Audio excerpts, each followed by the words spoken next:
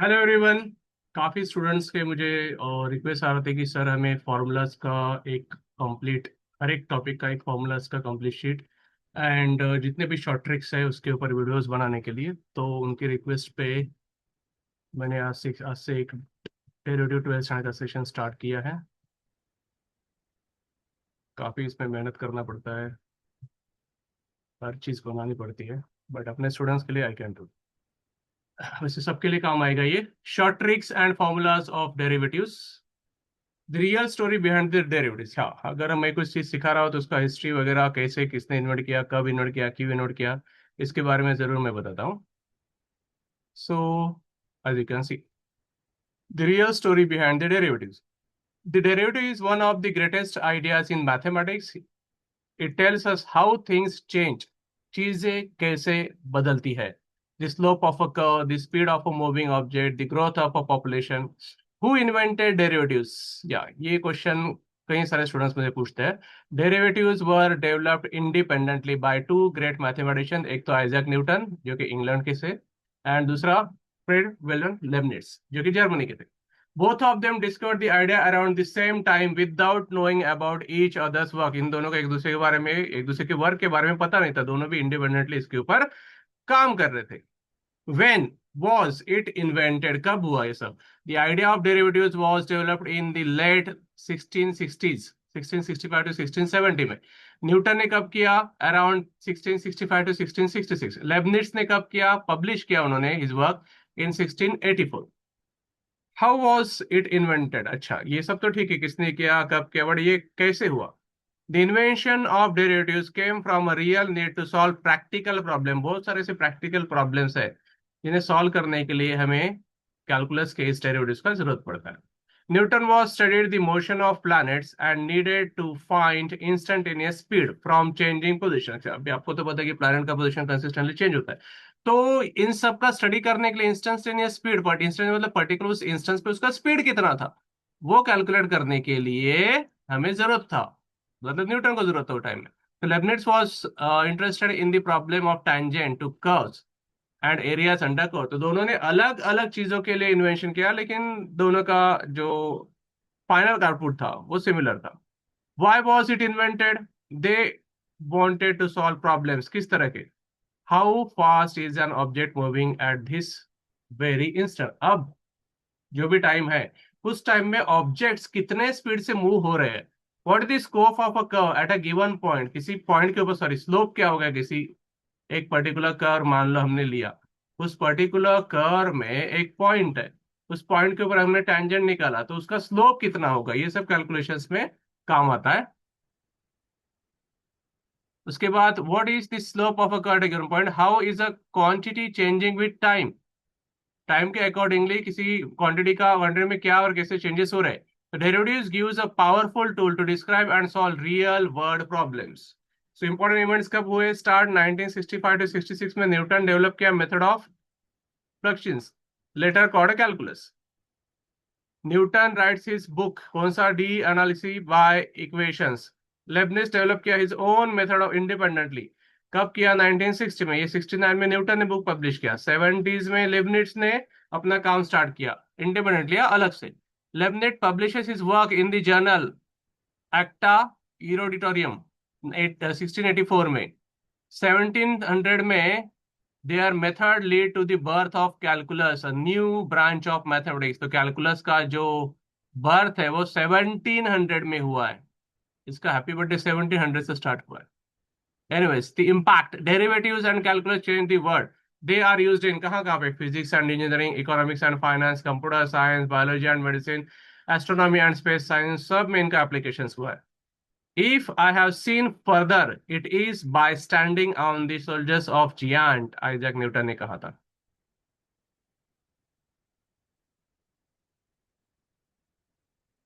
So derivatives in the real life, अब तक हमने देखा डेरिवेटिव्स किसने इन्वेंट किया, कब इन्वेंट किया, क्यों इन्वेंट किया, कैसे इन्वेंट किया। अब आज के टाइम में उसके एप्लीकेशंस क्या है? कभी कभी कुछ चीजें आउटडेटेड भी हो जाती है, बट अभी ये इतने साल से 1700 में उसका इन्वेंशन हुआ, लेकिन फिर भी ये हम लोग फिजिक्स और मैथमेटिक्स में इक्वली यूज करते हैं। So derivatives in the real life,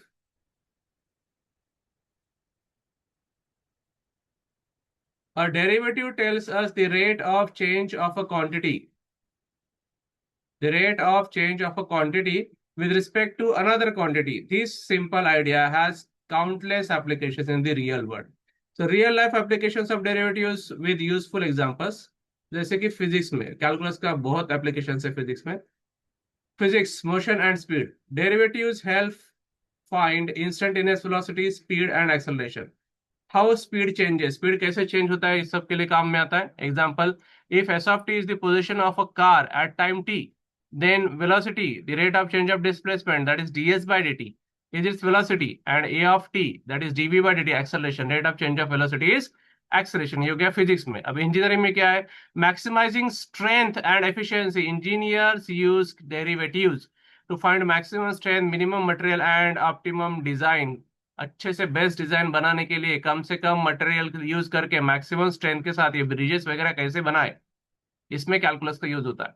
example, finding the dimensions of a rectangular beam that can support a maximum load with the least material. तीसरा, इकोनॉमिक्स में maximum profit and minimum cost, कम से कम cost देके maximum profit कैसे कमाए, इसमें भी काम आता है. Businesses use derivatives to maximize profit, minimize cost and find the best production level. For example, if P of x is profit when x units are produced, then P dash of x equal to 0 helps find the production level that maximizes profit. Production level कितना करना है जिससे कि हमें maximum profit मिले, ये सब के लिए भी ये काम में आता है. बायोलॉजी एंड मेडिसिन में तो बहुत यूज है भाई. Growth and rate of change, the rates of change use to model blood flow, heart rate, population growth and drug absorption rate. इन सब में कैलकुलस का यूज होता है. For example, the rate of growth of a bacteria culture, एक differential equation करके topic है calculus का, जिसे लास्ट टॉपिक माना जाएगा 12th स्टैंडर्ड का. उसमें ये डिफरेंशियल इक्वेशंस का पार्ट है. द रेट हम लोग करेंगे बाद में. The rate of growth of a bacteria culture can be modeled by n dash of t, which tells how fast the number of bacteria is increasing. कितना fast, या एक घंटे में एक XYZ नंबर दिया रहेगा, 2 घंटे में, 4 घंटे में कितना बैक्टीरिया होगा, उसके कैलकुलेशंस में काम आएगा. And in chemistry, reaction rates, derivatives help find the rate at which reactants are used up और products are formed. For example, C of t is concentration of a substance at time t. Then minus dC by dt gives the rate at which the substance is consumed. Not only these, और बहुत सारे applications है. मैंने सिर्फ 10 select किए हैं क्योंकि सिर्फ एप्लीकेशंस पता होना चाहिए. बहुत ज्यादा डिटेल में जाएंगे तो ये वीडियो बहुत बड़ा हो जाएगा, और मैं आपको सिखाना चाहता हूँ ये सब एज अ नॉलेज आपको पता होगा तो अच्छा है. इससे ना सब्जेक्ट में इंटरेस्ट बढ़ता है, और अगर हमें जिस सब्जेक्ट में इंटरेस्ट आता है उस सब्जेक्ट में हम लोग बहुत बहुत डीपली स्टडी कर सकते हैं. अगर किसी चीज का हमें A to Z नॉलेज है, top to bottom, bottom to body call, अगर हमें पूरा नॉलेज है हिस्ट्री के बारे में, उसका कैसे इन्वेंशन हुआ, कब हुआ, किसने किया, क्यों किया, रियल लाइफ एप्लीकेशंस क्या है, तो हम लोग उसमें और इंटरेस्ट लेके पढ़ते हैं. डायरेक्टली पढ़ना स्टार्ट करेंगे तो उतना इंटरेस्ट नहीं आता. अक्सर स्टूडेंट पूछे, इतना हमने ट्रिग्नोमेट्री का सर स्टडी किया 10th में, क्या एप्लीकेशंस है, तो आप मेरे ट्रिग्नोमेट्री के वीडियो में जाके देख सकते हो. Optimisation in everyday life, we use derivatives to find the best, shortest, fastest, cheapest, etc. solution in many real life situations. For example, finding the shortest distance between two cities or minimum time to travel a route. Derivatives काम का है. Computer science and AI, जो आज का evergreen field है, जिसे बोलते हैं AI is the new oil या data science is the new oil, उसमें बहुत एप्लीकेशंस है. एज अ डेटा साइंटिस्ट मैं जानता हूँ कैलकुलस का बहुत यूज है. Derivatives are used in machine learning to optimize algorithms and minimize error. For example, gradient descent uses derivatives to minimize the error in the prediction made by the AI model. Finance में investment helps in finding the rate of return and the best time to buy or sell investments. For example, the derivative of the price function helps investors decide the best strategy for maximum profit. Architecture में क्या use है? Design and culture में बहुत applications है. Used to design beautiful curves and shapes like arcs, domes, and the roofs using calculus. ये जैसे भी आड़े टेढ़े डिजाइन बनाए जाते हैं ना, वो कैलकुलस का यूज करके बनाए जाते हैं actually. Example, the slope of a curve at any point helps architecture ensure stability and the aesthetic design. Environmental science में क्या यूज है, या आर्ट्स में भी बहुत सारा यूज है. Hence, in modeling the rate of change of population, temperature, and the climate variable. For example, the rate at which CO2 concentration increases in the atmosphere can be calculated using derivatives. Why derivatives matter भाई, क्यों है ये सब? They help us understand change, किस तरह से change हो रहा है. Differentiate yourself, इसलिए मैं हमेशा बोलता हूँ differentiate yourself from the crowd. अगर आपको टॉप पर बनना है तो they help us find the best possible solution. They help us predict future trends. They turn problems into opportunities. Calculus is not just for exams, it is for life. It helps us make smarter decisions every day. So, from the movement of planets to the growth of a cell, from money in the market to pixels on your screen, derivatives are everywhere. अब कुछ formulas हैं, कुछ नहीं कहूंगा, बहुत सारे formulas, या almost सारे फॉर्मूला जितने भी डेरिवेटिव्स में यूजफुल है मैंने सब कवर किए हैं. जैसे कि आपको पता है derivative of constant is 0, derivative of x to n is n x to n minus 1, derivative of 1 by x is -1 by x square, derivative of 1 upon x to n is -n upon x to n plus 1, derivative of root x 1 upon 2 root x, derivative of sin x cos x, derivative of cos x minus sin x, derivative of tan x x square x. तो ये सब आपको पता होंगे, ये सब आपको learn करने हैं. मैं आप चाहिए तो स्क्रीनशॉट लेके रख सकते हो, एक साथ आपको काम आएंगे. इसके लिए टिप्स भी कुछ दिया है मैंने. Tips to remember: practice regularly, use with examples and relate each formula to its pattern, किस पैटर्न में वो चल रहा है. रूल्स क्या डिफरेंशिएशन के? u प्लस वी अगर है y equal u plus v, तो d u d y by d x is d u by d x plus minus d v by d x. Product rule पता है, u first function as it is derivative of second plus second function as it derivative of first. Quotient rule, थोड़ा screen बड़ा करता हूँ.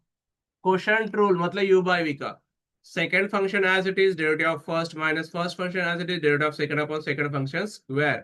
Memorise these three rules well, they are the foundation for solving most differentiation problems. बहुत सारे problems इसका जरूरत पड़ेगा.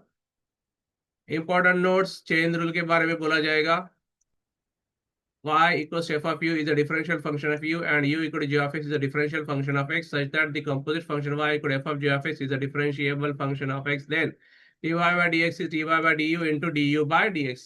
अब इनके सबके प्रूफ जो है 24 to 32 मार्क्स के लिए स्टेट बोर्ड में इनके प्रूफ्स आते हैं. तो इनके प्रूफ्स का एक पीडीएफ मैंने पहले ही बना के रखा है, हर साल मैं स्टूडेंट को देता हूँ, एग्जाम से पहले मैं आपको दे दूंगा. चेन रूल जो हमने अभी रिसेंटली स्टडी किया, दो फंक्शंस का डी अगर दिया है, दो फंक्शंस अलग अलग, if y equal f of you is a differential function of v and v equal g of is a differential function of u and u of h of x, in that case dy by dx is dy by du, dv by du and du by dx. अब इसमें होता क्या है मालूम है? मान लो आप लोग एक ट्रेन में बैठे हो, तो ट्रेन में बैठने की वजह से आपका पोजीशन चेंज, मतलब ट्रेन स्टार्ट हो गया तो ट्रेन का पोजीशन पहले चेंज होगा, उसकी वजह से आपका पोजीशन चेंज होगा. तो you are depend on train. तो एक चेन जैसे चलता है, ट्रेन चलेगा, फिर उसके पोजीशन चेंज होने के आपका पोजीशन चेंज होगा. वैसे यहाँ पे एक चेन रूल है, पहले एक एक एक स्टेप में एक ही डेरिवेटिव करना है. चेन रूल जैसे यहाँ पे अगर nth दिया है तो पहले d y by d u one by d u two by d u three and so on d u n by d x. इस तरह से ये चेन रूल चलेगा. अब क्या रिमेंबर करना है आपको? Important, these rules are used to find derivatives of composite functions step by step, identify the order of functions and apply the rule accordingly. तो जब भी आपको टाइम मिलेगा फॉर्मूला रिवाइज कर, हफ्ते में एक बार सारे फॉर्मूला रिवाइज करने हैं. अगर और रोज अगर टाइम मिलता है तो सोने से पहले 1 घंटा इसे रीड करो. बिलीव मी, आप जो रील्स देखने की वजह से आपको नींद नहीं आता है ना, तो अगर आप ये फॉर्मूला देखना स्टार्ट करें बहुत जल्दी नींद आ जाएगा. ओके, सो ये सब डेरिवेटिव्स के फॉर्मूलाज है, आप स्क्रीनशॉट लेके रख सकते हो. ट्रिक्स भी दिए है. Differentiate the outer function while keeping the inner function as it is. जैसे log of F of x का डेरिवेटिव, log का पहले 1/x चलेगा, यानी log एफ ऑफ एक्स का पहले 1/f ऑफ एक्स और एफ ऑफ एक्स का f डैश ऑफ एक्स. ये सब डेरिवेटिव्स मैंने आपको सिखाए थे. बस ये सब फॉर्मूलाज एक साथ आपको अलग से एक फॉर्मूला नोटबुक बना के रखोगे तो बेटर है. ज्योमेट्रिकल मीनिंग क्या है गाइस, थोड़ा इसको समझने की जरूरत है, क्योंकि आजकल जो एंट्रेंस के पेपर से कंसेप्चुअल भी ज्यादा आ रहा है, तो आपके कॉन्सेप्ट्स क्लियर होने चाहिए। The derivative of a function at a point gives the slope of the tangent, जैसे लिबनिट्ज ने बताया था स्लोप के बारे में, to the curve at that point, मतलब पर्टिकुलर पॉइंट पे अगर हमने कोई लाइन ड्रॉ किया तो उसका स्लोप किस तरह से ये कैलकुलेट करने में काम आता है। मान लो एफ ऑफ एक्स एक कर्व है और पी ऑफ ए का एफ ऑफ एक पॉइंट है। एफ ऑफ एक्स क्या है, एक कर्व, और p of a and f of a मतलब x coordinate is a and y coordinate is f of a, यहाँ पे जो मैंने लिखा है। Let q of a plus h f of a plus h be another point on the curve to the right of p, इसके right side में, where h is a small real number, छोटा सा change है ना। Slope of the second, अब ये जो second जा रहा है उस सेकंड का स्लोप क्या है। So m p q is f of a plus h minus f of a upon a plus h minus a, that is, उसको सिंप्लीफाई करेंगे तो ये ए कैंसल, तो f of a plus h minus f of a upon h. जो अगर h बहुत छोटा सा चेंज है भाई, very small change, point q approaches p, the secant line p q approaches the tangent line at p. So as, जैसे मैंने वापस लिखा है यहाँ पे, as h tended zero q approaches p, मतलब बहुत बहुत छोटा सा चेंज है। ये जो क्यू पॉइंट है ना, ये पी की जगह पर पी को अप्रोच करेगा, and second P Q convert हो जाएगा टेंजेंट में। सो we can say slope of the tangent at P is f dash of a equal to limit as h tends 0, because h is approximately equal to 0, बहुत छोटा सा change है तो यहाँ पे एक लिमिट लगेगा। So limit as h tends to 0 f of a plus h minus f of a upon h if the limit exists. Hence the derivative of a function y equal to f of x at a point P of x1 y1 is the slope of the tangent at that point of the curve. If we consider the point r of a minus h f of a minus h to the left, still we'll get the same result, जैसे कि यहाँ पे figure में आप देख सकते हो, यहाँ पे राइट में करो या लेफ्ट में करो ना। एक एग्जांपल, हमें इस इक्वेशन को डिफरेंशिएट करना, very easy example at the point. तो dy बाई डी पहले फाइंड करेंगे, यानी इस इक्वेशन का डेरिवेटिव जो यहाँ पे दिया है, एक्स स्क्वायर का डेरिवेटिव 2x, 3x का 3, कहाँ पे फाइंड करना है 2 3, मतलब इंस्टेंटेनियस वेलोसिटी है, तो x की जगह पे 2 और y तो है ही नहीं, अगर होता तो उसकी जगह पे हम लोग 3 रख देते, सो 2 into 2 plus 3 that is 7। Derivative of inverse trigonometric functions, inverse function कब एग्जिस्ट करता है, कोई भी फंक्शन 1 to 1 ऑन टू हो तभी उसका इनवर्स एग्जिस्ट करेगा, अदरवाइज एग्जिस्ट नहीं करता। If f inverse is derivable then we can find its derivative, else we can't find. जैसे कि यहाँ पे एक फंक्शन है, एक पॉइंट है, एक एफ ऑफ एक फंक्शन है y equal f of x, उसका इनवर्स देखो, इनवर्स कैसे एकदम उल्टा जाएगा। The graph of the inverse function are symmetric about the line. Important theorems, f inverse का डेरिवेटिव, इसके ऊपर फर्स्ट एक्सरसाइज में काफी क्वेश्चंस मिलेंगे। Suppose y equal f of is a differential function on the interval i and y is 1 to 1 on 2, तो dy by dx not equal to 0 on the interval. If f inverse y is differentiable on f of I, then derivative of f inverse of y is 1 upon f dash of x, that is dx by dy को हम लोग 1 upon dy by dx लिख सकते हैं, लेकिन condition है कि जो dy by dx हम लोग जो रेसिप्रोकेट कर रहे हैं वो 0 नहीं होना चाहिए। की पॉइंट्स क्या है, derivative of inverse function is the reciprocal of the derivative of the original function, both the functions must be 1 to 1 on 2 and differentiable, और dy by dx 0 नहीं होना चाहिए। ये की पॉइंट्स ना इंपॉर्टेंट है, मतलब हम लोग पढ़ने के बाद कुछ की पॉइंट्स बनाने चाहिए कि हमें जो समझ में आया, ऐसे की पॉइंट्स किसी टेक्स्ट बुक में आपको नहीं मिलेंगे, ये हमें खुद से ही करना पड़ता है। Okay, formula reminder, f inverse of y का डेरिवेटिव क्या है, 1 upon f dash of x, dx by dy is 1 upon dy by dx, पर dy by 0 नहीं होना चाहिए। This result is very useful in finding derivatives of the inverse trigonometric functions. Inverse trigonometric functions का derivative find करने में इनका बहुत बहुत ज्यादा एप्लीकेशंस है। अब साइन इनवर्स का derivative 1 upon root of 1 minus x square, cos inverse का derivative -1 upon root of 1 minus x square, तो ये आप फॉर्मूलाज का ना एक स्क्रीनशॉट ले लो। और गाइस कोई चॉइस नहीं, फॉर्मूला लर्न करने ही पड़ेंगे।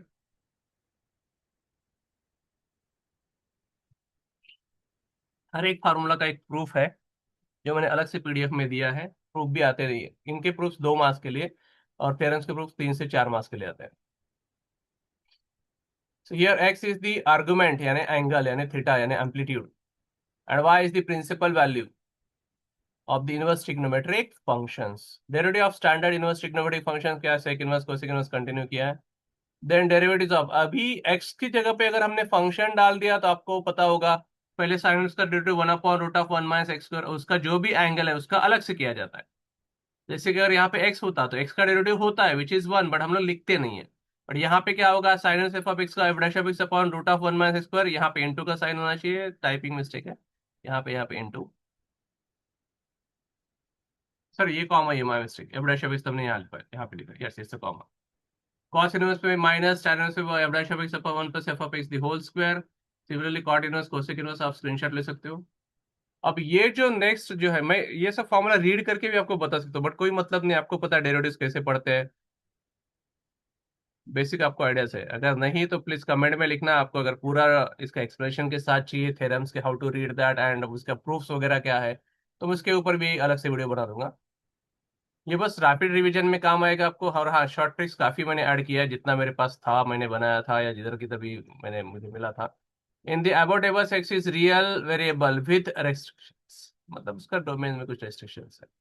इसका भी एक स्क्रीनशॉट ले लो।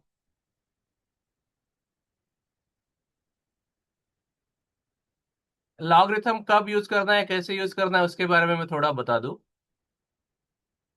The complicated function given by formulas that involve products, quotients, and the powers can often be simplified more quickly by taking the natural logarithm on both the sides. This enables us to use the laws of logarithm to simplify the functions or the differentiate easily. Typically, when the function are of the form y equal to f of x, मतलब जब भी variable का power variable रहेगा, function का power function रहेगा, it is more useful to take logarithm on both sides, which simplifies to log y equal to g of x into log of f। जैसे power multiply करता है, आपको पता है, तो जब पावर यहाँ लॉग लगेगा तो लॉग के फंक्शन का पावर से मल्टीप्लाई करता है। Here the differentiation is carried out on both the sides. It is then easier to find the derivative. This process of finding the derivative is called logarithmic differentiation.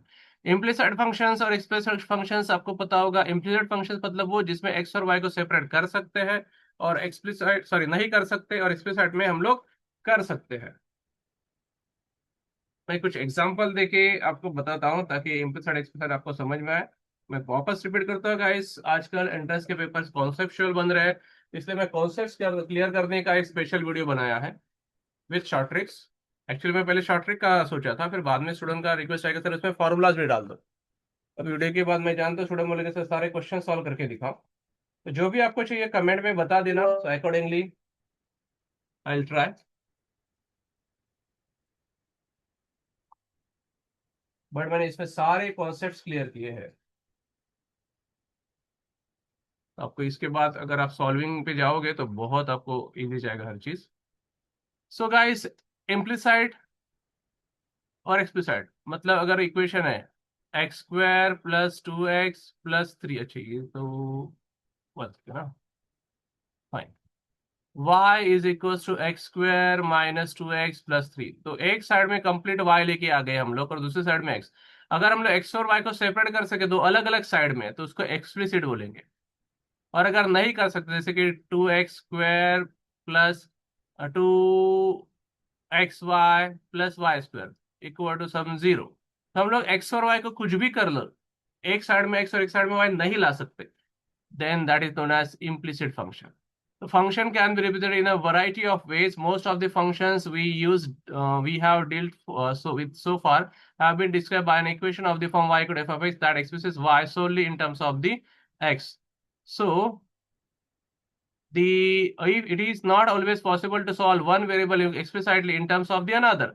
So those can where it is possible to solve for one variable in terms of the another variable, जिसमें हम लोग y और x को separate कर सकते हैं, उसे हम लोग एक्सप्लिसिट बोलते हैं। और जिसमें नहीं कर सकते, if an equation in x and y is given but x is not explicit function of y and y is not explicit function of x, then either of the variables is implicit of the other. हम लोग explicit मतलब जिसमें x और y separate कर सकते हैं, इम्प्लिसाइड मतलब जिसमें नहीं कर सकते। Okay, so differentiate both the differentiation of the implicit functions, so derivatives of the implicit functions, so differentiate both the sides of the equation with respect to x, independent variable, treating y as a differential function of x. Collect the terms containing dy by dx, यानी dy by dx के terms dy by dx को common करना है, उसके बाद उसके bracket और बाकी रिमेनिंग टर्म्स RHS में लेके जाने, एंड देन जो भी था इसका कोएफिशिएंट उधर लेके जाओ, dy by dx को सिंगल में लेके आओ, तो आपको डेरिवेटिव मिल जाएगा। इसका शॉर्ट ट्रिक भी है करने का, कि मान लो अगर कोई फंक्शन दिया है, शॉर्ट ट्रिक भी मैंने ऐड किया होगा। अगर y = x² - 2xy + y² या बी स्क्वायर ऐसा कुछ है, तो इसको एक साइड लेके आना, x square minus 2xy plus b square minus y equal to 0। और फिर derivative f d y by d x के लिए formula minus of differentiate the function f dash of x with respect to x, लेकिन keeping y constant. मैं इसको ना ठीक से लिखता हूँ, dy by d x is equal to minus of, पूरे इक्वेशन का डिफरेंशिएट करना है, differentiate the function F of x with respect to x keeping y constant. मतलब y को कांस्टेंट मानना है और न्यूमरेटर को डिफरेंशिएट करना है, एफ ऑफ एक्स को डिफरेंशिएट करना है इन द न्यूमरेटर। और डिनोमिनेटर में सेम डिफरेंशिएट तो करना है, लेकिन ऊपर x से किया है तो नीचे y से करना है। ऊपर y को कांस्टेंट माना तो नीचे x को कांस्टेंट मानना है। You will get the same result. मतलब इस इक्वेशन का डिफरेंशिएट करो, d y by d x अलग से लिखो, कॉमन करो, बाकी टर्म्स उधर भेज दो, फिर ये वाला उधर जाएगा, फिर d y by d x is equal to minus of something this upon this. उससे अच्छा है कि ये शॉर्ट ट्रिक में हो जाएगा। आपको जैसा इजी लगता है आप लोग ऐसा अप्लाई कर सकते हो। Derivative of parametric function, so consider the equation x is equals to y, x is equal to f of t and y equal to g of t. These equations may imply a functional relation between the variables x and y given the value of t in some derivative a comma b.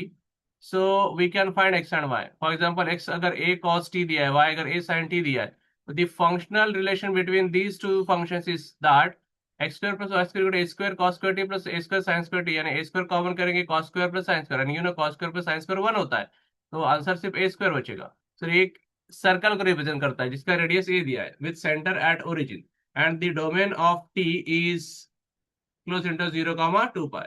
यहां से आता है complete circle. We can find x and y for any t belongs to 0 to 2 pi.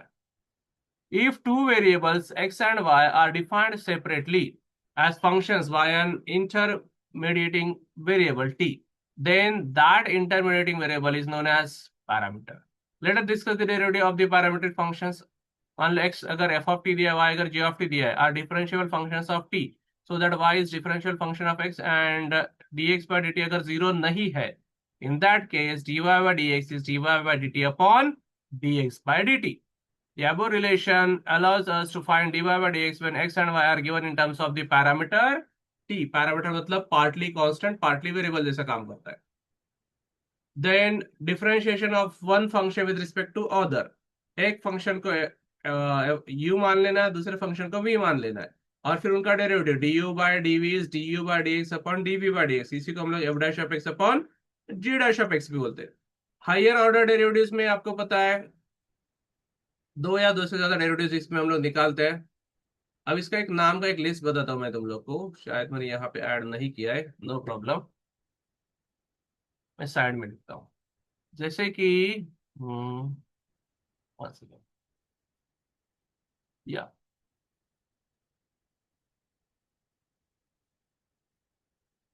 First जो होता है जिसको हम लोग डिस्प्लेसमेंट बोलते हैं,